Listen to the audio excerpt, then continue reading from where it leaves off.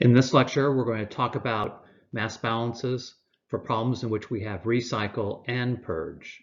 In the previous lecture, we talked about problems in which we had reactors and recycle, but we didn't have purge. Purge is needed if there's inerts that are present in the fresh feed to the reactor. The fresh feed is this stream right here labeled reactants. It's mixed in control volume 2 with unreacted reactants that are recycled from the separator. This combined stream of reactants then is fed to the reactor. When we have inerts in here, we have to remove the inerts in one of the streams. The ideal separator removes only the products and separates the unreacted reactants and the inerts from those products. To remove the inerts, we have to purge a portion of this recycle stream.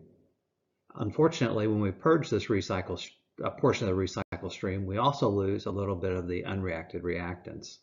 However, it's necessary to do so unless we have another separation process that can selectively remove the inerts from the unreacted reactants.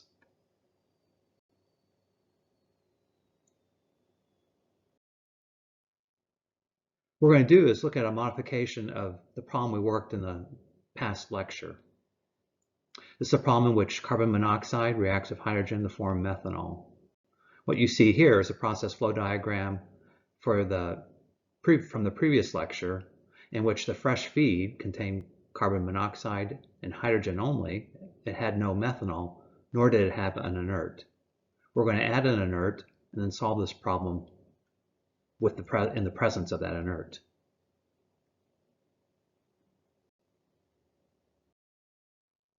Here's a problem statement.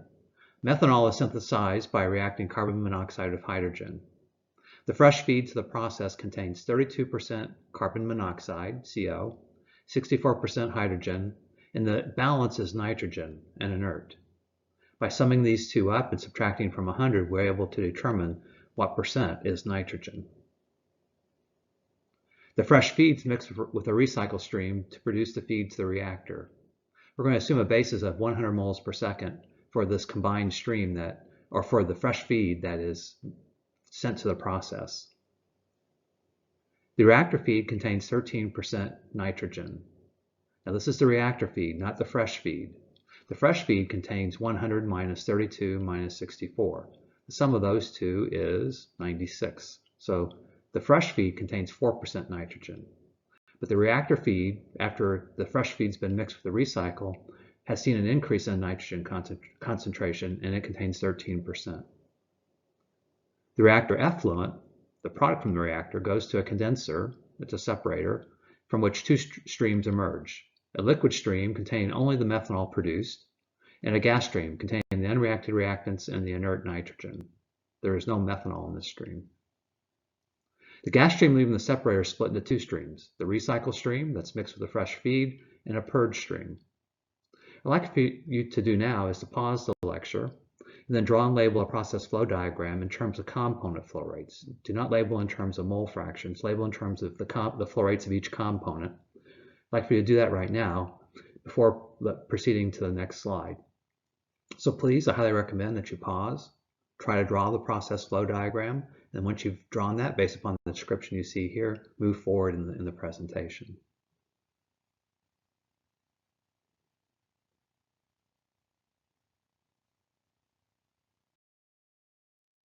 Well, I do hope that you pause, and here's a diagram that I drew for the reaction of carbon monoxide with hydrogen to produce methanol. And we're going to use CO to represent carbon monoxide, H to represent hydrogen, and M to represent methanol. So we took as a basis 100 moles per second of fresh feed to the process. That's this stream right here. And we're told it's 32% CO, so the flow rate of CO is 32. That's 0.32 times 100. Since the stream also is 64% hydrogen, the flow rate of hydrogen is 64. And the balance is nitrogen, so 4% of the stream is nitrogen, so 4% of 100 is 4. There's no methanol in this stream. The stream is mixed with a recycle stream that contains some of the unreacted reactants and some inert. The stream, which we're going to call stream 2, then is fed to the reactor. Now we're told that the 13%, that the mole fraction of the inert nitrogen in the stream is 0.13, so that the flow rate of nitrogen in the stream is 0.13 times the total flow rate of the stream. And I've written that here. It's 0.13 times N2. Now note, for the unknown flows, they've been labeled with the letter N to represent a flow rate. Then I've used the letter C here to represent carbon monoxide, shortened it even further, and then a number 2, which represents the stream 2. Likewise, the flow rate of hydrogen is labeled as NH2, the H to represent hydrogen, the 2 to represent stream 2.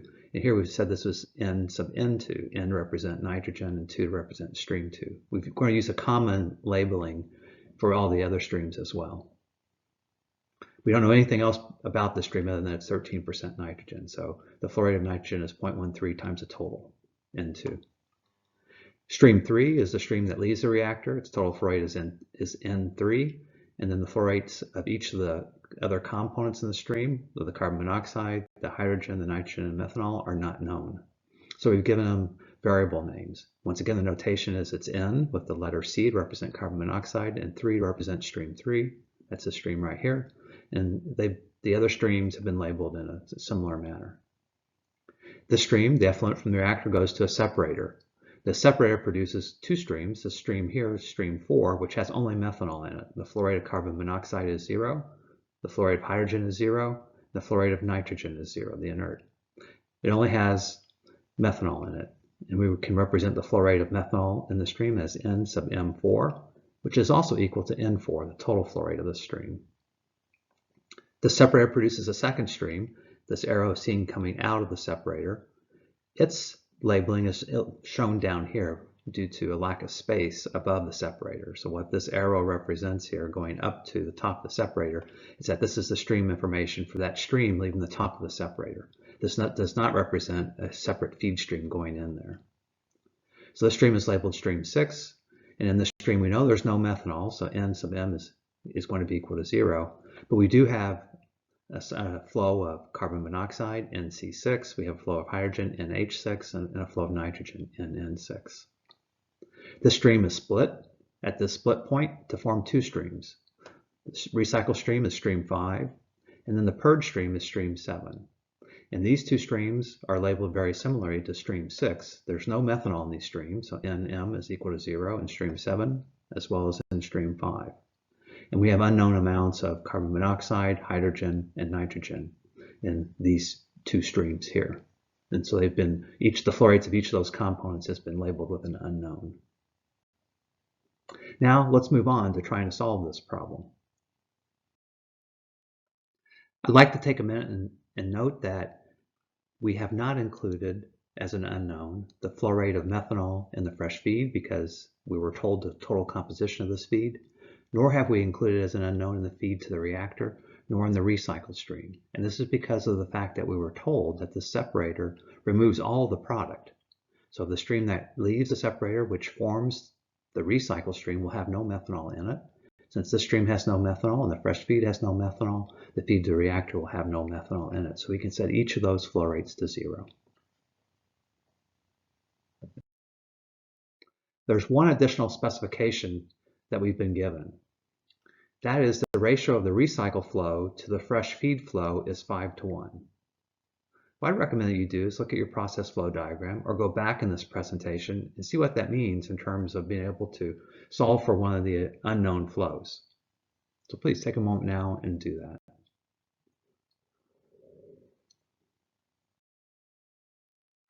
Well, this is what you should have found. We're told that the ratio of the recycle to the fresh feed flow is 5:1, that there's 5 moles per mole of fresh feed. So that if we calculate the ratio of this flow of the recycle stream is N5, the ratio of that to the feed flow, which is N1, N5 over N1 has to be equal to 5. We don't know N5, the total flow of that stream. We do know the total flow of stream 1, the fresh feed, is 100.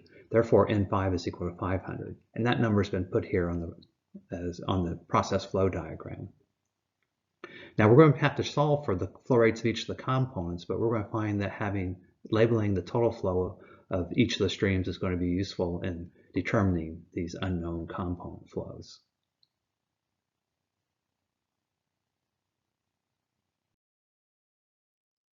Now what I'd like to do is for you to consider if we can solve for the unknown flows associated with this overall control volume that's shown here. And since this contains a reactor and this overall control volume, we're going to perform atomic balances. In order to do our degree of freedom analysis, we need to count the unknowns associated with the streams that cross the boundary of this control volume, then count the number of independent atoms, and then count the number of inerts. We'll take the number of unknowns and subtract from it the atoms and inerts to determine the degrees of freedom. Now let's look at what streams actually cross this boundary. This boundary, there's three streams. There's the fresh feed that will come across. The control volume wasn't drawn so that it shows that because it would interfere with the numbers shown here, but this fresh feed cuts across the control volume. The purge stream will cut across the control volume, as well as this product stream that we've removed from the separator will cut across the control volume. So there's three streams we have to look at. Remember, this information and this arrow do not represent a separate stream. This arrow is used to represent the fact that this information here is the stream data for the stream leaving the separator, which lies entirely within the control volume. Therefore, it does not cut across the control volume, and we don't have to consider it when counting unknowns. So why don't you take a moment now and count the unknowns, count the atoms and the inerts, and see if we can solve for the unknowns associated with that overall control volume.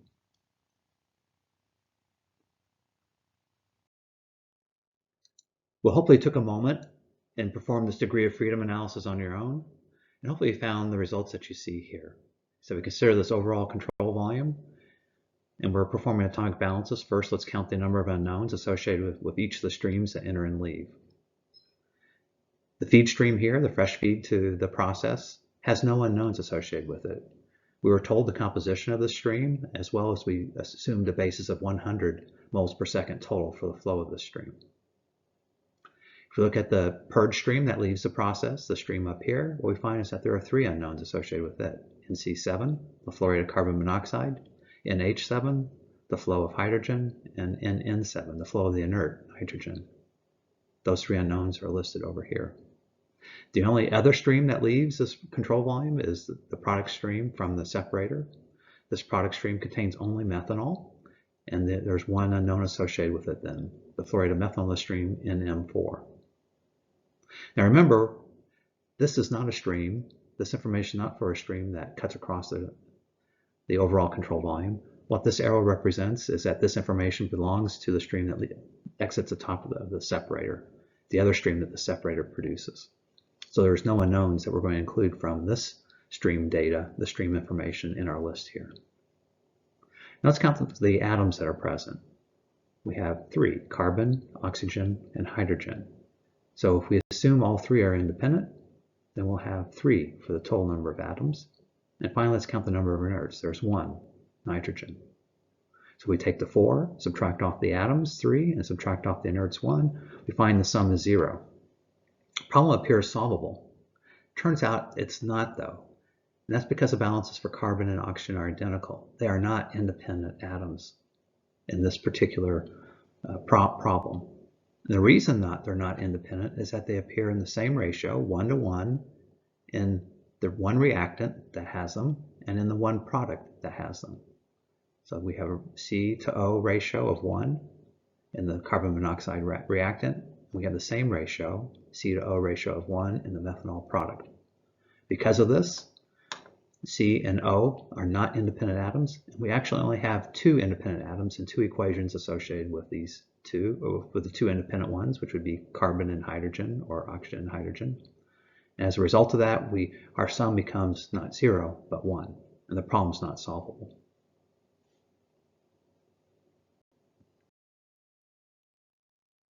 Now let's try a different control volume. Let's try a control volume for that around the recycle mixing point, the red dashed box you see here. What I'd like for you to do is pause the presentation, count the unknowns associated with that control volume for the streams that cross that control volume, and then count the number of independent species. Now remember, for this control volume here, there are 2 streams that enter, the fresh feed and the recycle. And there's 1 stream that leaves, the reactor feed. And in these streams, there's no methanol. That's because we were told there's no methanol in the feed, and the separator does a great job. It removes all the methanol. So what leaves the top of the separator, which forms our recycle stream, has no methanol in it as well. So this stream here will have no methanol. So why don't you go ahead, pause the lecture, and then perform the degree of freedom analysis.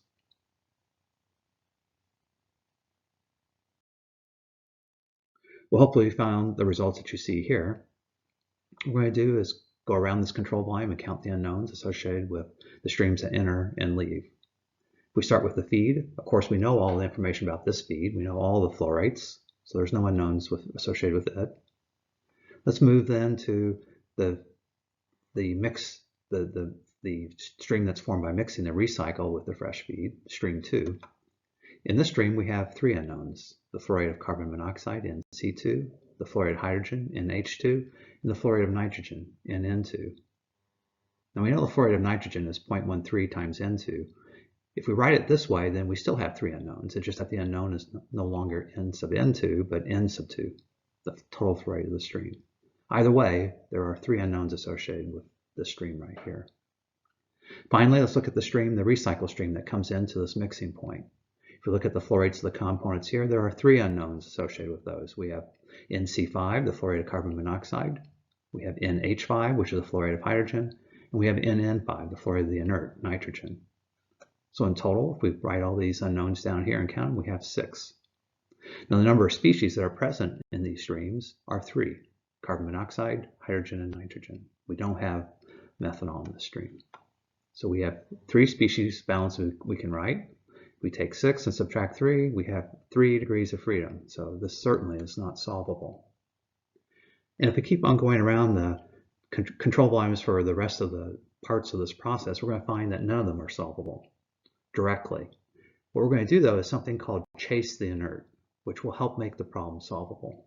What we're going to do is consider the inert only in the control volumes, for each of the control volumes here in the process. And this will allow us to make significant progress towards solving for all the unknown flows and then ultimately calculating single pass conversion and overall conversion of carbon monoxide in this process. So let's start to chase the inert. So let's solve for the inert flow by doing a mass balance on the inert for the mix point right here. We know that the species balances in the absence of a reaction. That's a mixing point. There's no reaction that occurs there. And at steady state, or of the form input is equal to output. And we can start off with an overall mass balance actually in this particular case. So we know that there's 100 that comes in of the fresh feed and there's 500 that's recycled because of the process spec. So what total amount that comes in is 100 plus 500, 600. That's got to be equal to what comes out. That's N2. And that's labeled over here in red. Now if we do a balance on, and from that, once we know that the total flow rate is 600, then we can calculate the flow rate of nitrogen in that stream, because we know 13% of it is nitrogen. So 13% or 0.13 times 600 is 78. So that's labeled here. So we did make some progress. Now if we do a nitrogen balance, what we find, and say simply N is equal to out, is that there's 4 moles per second of nitrogen that comes in the fresh feed. There's some unknown amount that comes in stream 5, this N sub N5. The sum of those two has to be equal to what comes out, which is 78. From this expression right here, this balance for nitrogen, we can solve for the flow rate of nitrogen in stream 5. It's 74. And that information has been put into the process flow diagram over here. So we've made a little bit of progress. What we're going to do is just continue doing the inert balance only for each of the next pieces of the process, for the reactor, the separator, and then we're going to consider the split point. Okay, let's look at the reactor. If we do a balance for nitrogen, which is inert, for the reactor, we can say that what comes in of nitrogen has got to be equal to what comes out. There's no reaction that occurs. 78 comes in, that's got to be equal to what comes out, which is N sub N3. So N sub N3 is 78, and that's been labeled here on the process flow diagram. That was pretty easy, pretty straightforward. The separator is going to be just as easy. Let's look at the inert flow into and out of the separator. A balance for the separator for the inert for nitrogen is going to be the form once again, N is equal to out. We have 78 coming in stream 3. No nitrogen comes out in stream 4. What comes out in the stream from the top of the separator is N sub N6. Remember, this information down here is for that stream. So if we set 78 equal to N sub N6, clearly that's equal to 78. And so we've labeled it here on the process flow diagram. Next, let's consider the split point. For the split point, we're going to do a balance on the inert nitrogen. We're going to say N is equal to out. What comes in is in stream 6 here, 78.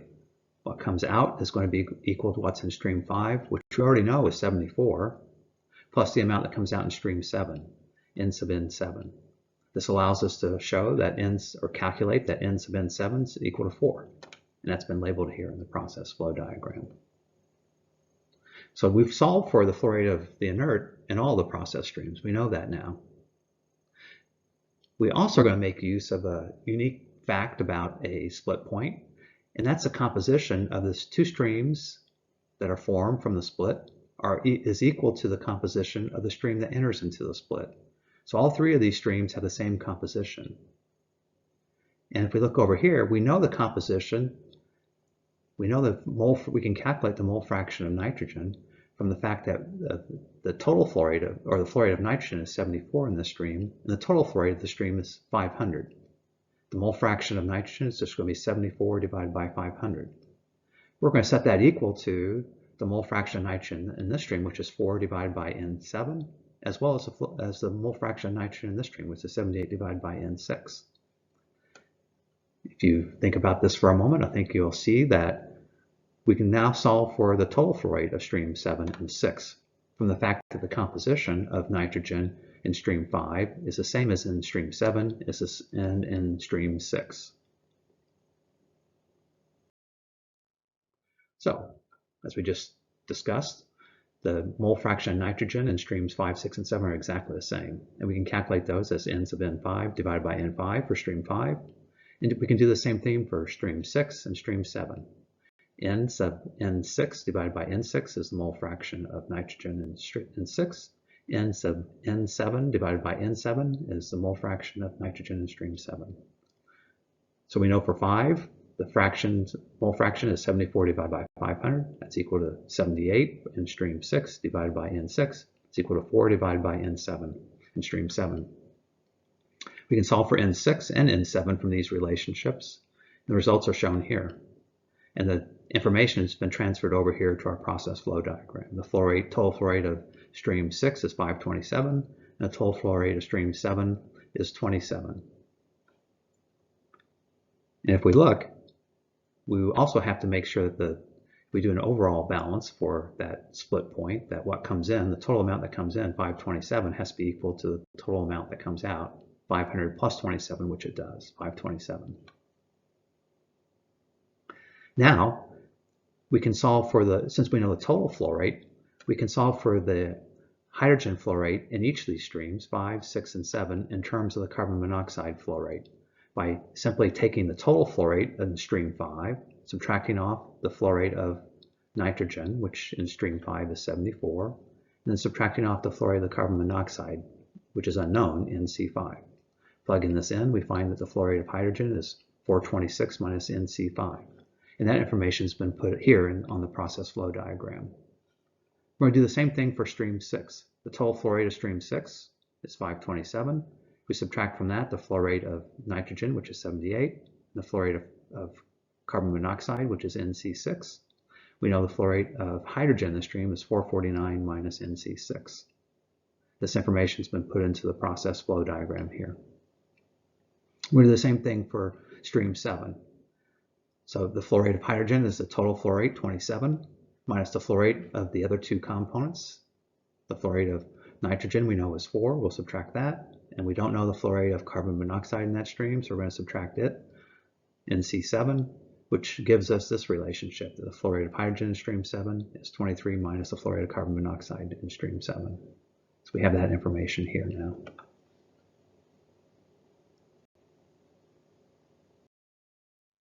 Now let's go back to the overall control volume and see if we can solve for the unknowns associated with the streams that enter and leave that overall control volume. And I'm not going to ask you to do the degree of freedom analysis on your own. I'm just going to do it with you here. So in order to do the degree of freedom analysis, we're going to count the number of unknowns to begin with. And so if we look at the streams, the fresh feed that comes into the process, there are no unknowns associated with it. We're told the mole fractions of each of the composition of the stream, and we took as a basis 100 moles per second coming in. So we know the flow rates of each of the components.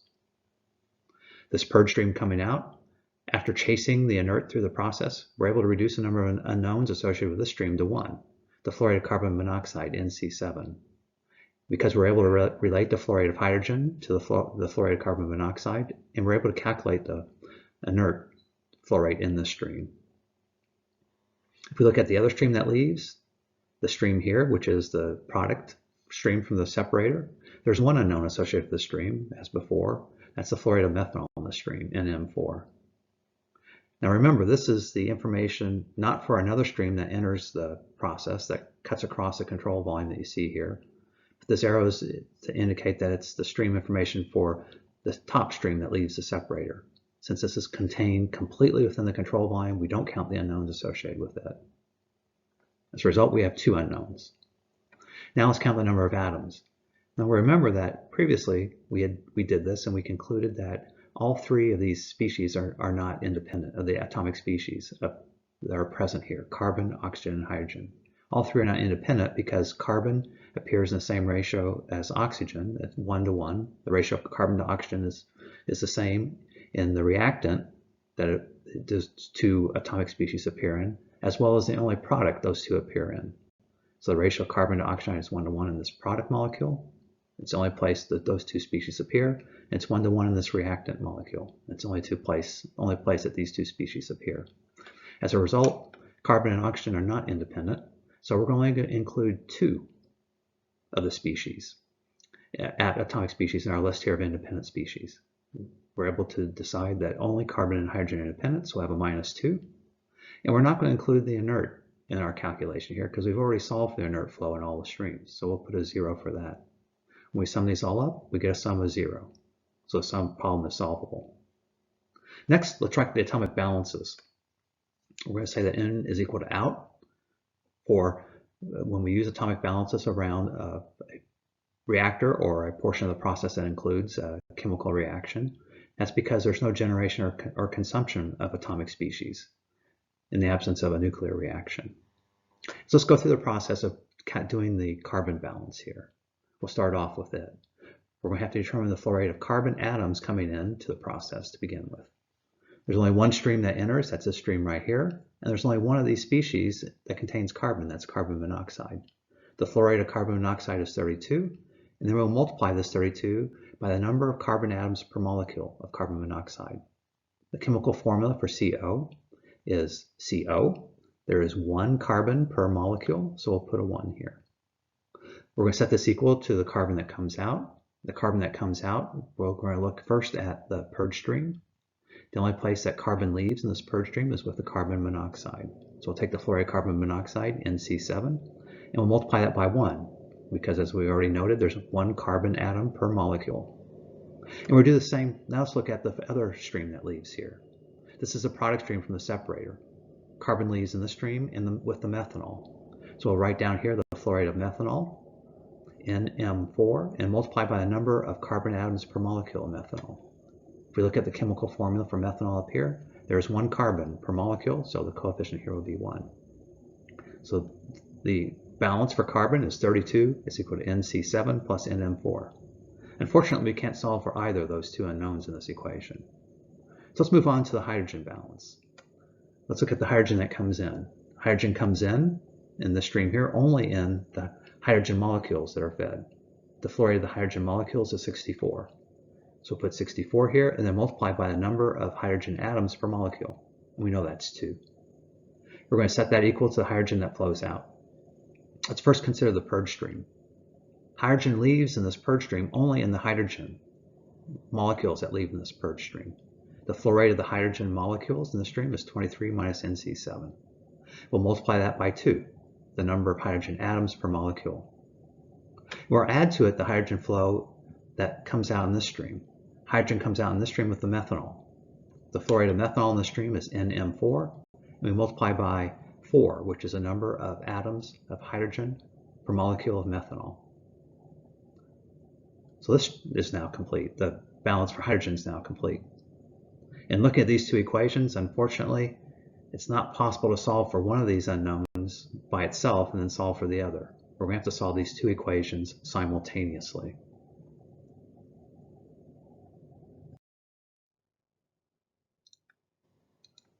So those two equations that we have to solve simultaneously, the carbon and hydrogen balances, are rewritten here. And the way I'm going to solve them is to multiply or divide instead. I'm not going to multiply. I'm going to divide the hydrogen balance by 2 and then add that to the carbon balance. So the carbon balance has just been rewritten here. 32 equals NC7 plus NM4. If we divide the hydrogen balance by 2, we divide by 2, the term over here on the left becomes 64.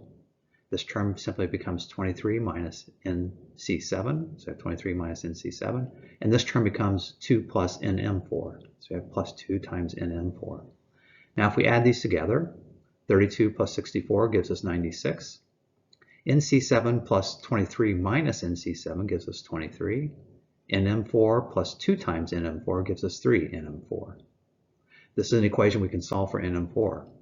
We get 24.3. And that information has been put here on the process flow diagram.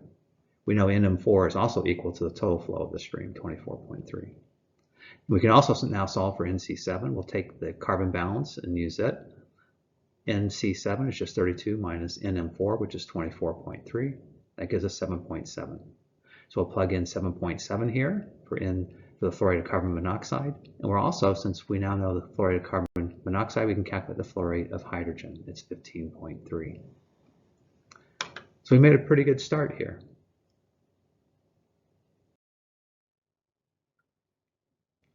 To solve for the unknown flow rates in the other two streams that leave the split point here, we're going to make use of the fact that the compositions of all these streams are equal, just like we did when we can trace the inert around the process. So let's look at carbon monoxide. The mole fraction of carbon monoxide in this purge stream is 7.7 divided by 27. That's got to be equal to the composition of carbon monoxide in stream 5, the recycle stream. The concentration of carbon monoxide in that stream is N sub C5 divided by 500. This is an equation we can solve for NC5, that's 143. So that information has been put over here, and then from that we can calculate the flow rate of hydrogen because we know all three of these have to sum up to 500. Likewise, we know that the mole fraction of carbon monoxide in stream 7 is 7.7 divided by 27. That's equal to the mole fraction of carbon monoxide in stream 6. The mole fraction of carbon monoxide in stream 6 is NC6 divided by the total flow, 527, which allows us to calculate the flow rate of carbon monoxide in this stream. It's 150. So we'll put that 150 here in our process flow diagram. Also, we can calculate the flow rate of hydrogen because we know the sum of these three flow rates has to be equal to 527. So that number is shown here as well.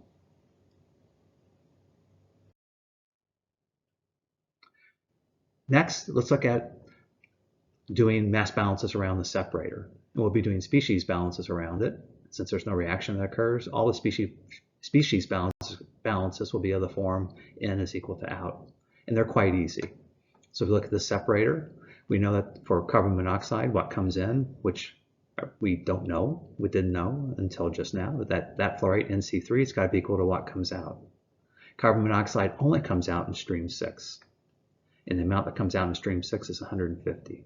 No carbon monoxide comes out in stream 4 here, which is our product stream. So NC3 is 150.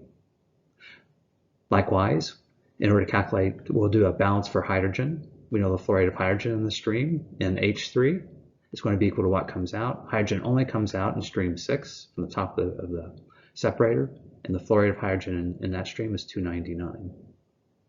Next, we move on to methanol. We know the flow rate of methanol in stream 3, NM3, has to be equal to what comes out.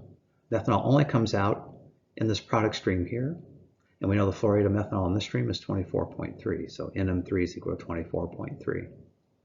Now that we've determined the flow rate of all the components in stream 3, we already knew that this flow rate of nitrogen was 78. We can sum them all up to get the total flow for stream 3, which is 551.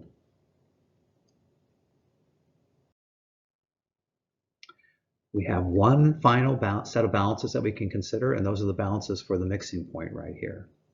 And we're going to do species balances around that point. For carbon monoxide, we're just going to say what comes in is equal to what comes out. So we know that what comes in stream 1 is 32, and what comes in stream 5 is 143. That's got to be equal to what comes out. The flow rate of carbon monoxide in stream 2, it's got to be equal to 175. Likewise for hydrogen, we're going to say what the hydrogen flow rate in is got to be equal to the hydrogen flow rate out. What comes in stream 1 is 64. What comes in the recycle stream is 283. That's got to be equal to what comes out and is fed to the reactor. The flow rate of hydrogen in this stream here in H2. So if we sum these two up, we know that flow rate has to be 347.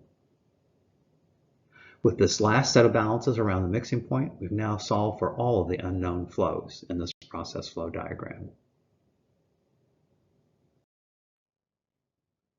We made it. We finished.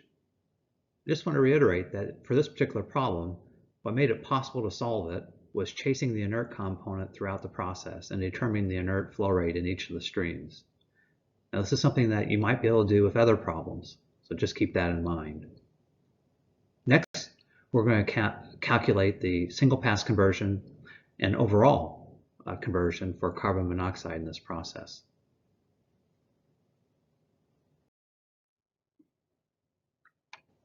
Well, if you do that, the single pass conversion, which we're going to calculate based upon the streams enter and leave a control volume around the reactor, the single pass conversion is going to be equal to CO in minus the CO out divided by CO in.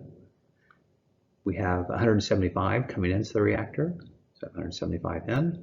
We subtract off the 150 that comes out in the stream right here, the reactor effluent, divide by the amount that comes in. Doing that, we get a fractional conversion of 0.14 or 14% single pass conversion. The overall conversion we will compute based upon the overall control volume here. We're going to calculate the CO that comes in, subtract the CO that comes out, divided by the CO in.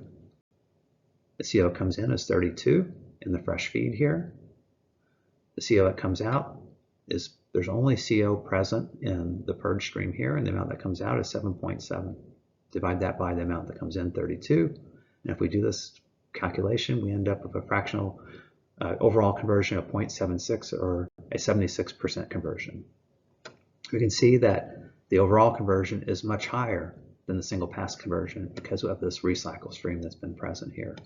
This is a critical part of any process in which we have a reactor, is the ability to separate unreacted reactants and feed them back to the reactor.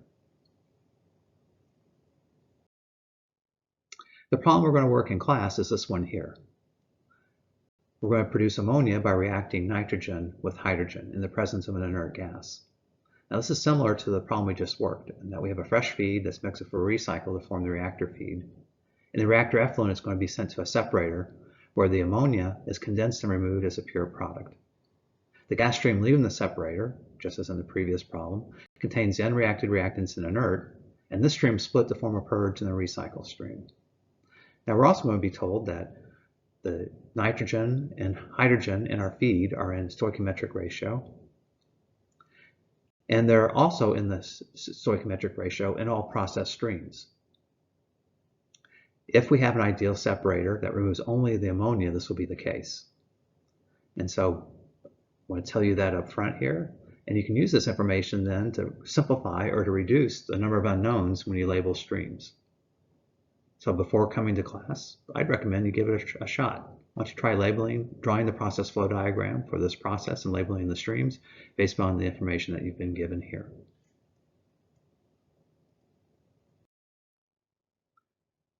Next time in class, we're going to start talking about combustion reactions. Bye for now.